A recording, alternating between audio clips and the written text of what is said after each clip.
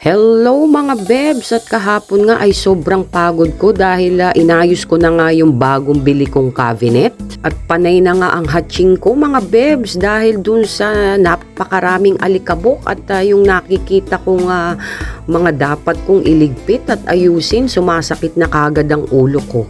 So ayan, ilalagay na natin, hindi pa yan ang tamang ayos niyan mga bebs at kailangan ko muna siyang iurong. So ipapalit ko siya ng pwesto. Medyo mabigat-bigat din siya mga bebs. At gusto ko nang maayos lahat ng mga dito, ng mga gamit at damit. Pero hindi pa rin ako tapos sa buong maghapon.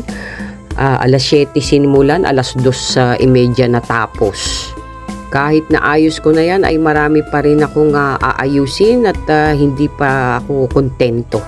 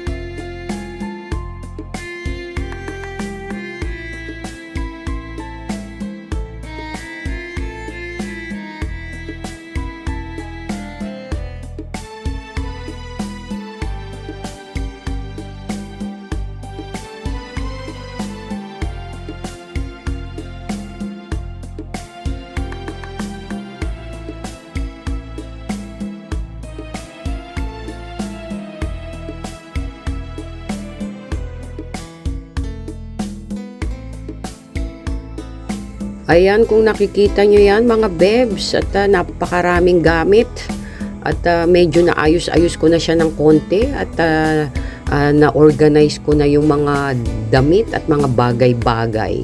Pero kulang pa yan mga bebs, hindi pa. Kaya nagutom mga bebs ninyo, kaya kakain na muna ako. At sumasakit ang ulo ko sa mga dapat itapon at hindi itapon, ang mga importante at ang hindi importante. At kung minsan yung mga bagay-bagay na mga hinahanap mo noon na hindi mo na makita ay ngayon ay nakita mo na. Kaya maganda talaga yung nag-iimis-imis ka dahil lumilitaw yung mga bagay-bagay na hinahanap mo noon pa. Parang sa tao, wag mong hanapin yung hindi ka naman hinahanap at pagtatagpuin ang hindi naman itinadhana at pinagtagpo. Ang dami mong ebas, bebs. Parang yung mga tao lang na may utang sa iyo, ayaw kang hanapin at ayaw kayong pagtagpuin dahil tinataguan ka na. At buti nga malaking tulong din si Junakis kahit maliit lang ang naitulong. At ayan nga, sobrang pagod na mga bebs. At sa wakas ay natapos din kahit papaano. Pero sinabi ko nga sa inyo, hindi pa yan tapos.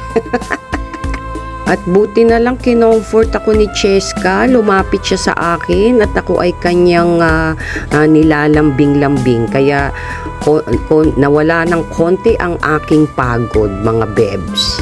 Kaya ang ating mga alaga ay ating mga stress reliever, mga bebs. Kahit pagod na pagod tayo, basta nandyan sila, nawawala ang ating mga pagod. So yun lang mga bebs, at sumainyo ang kapayapaan at ang biyaya ng Diyos. Thank you for watching. Bye-bye. Good vibes.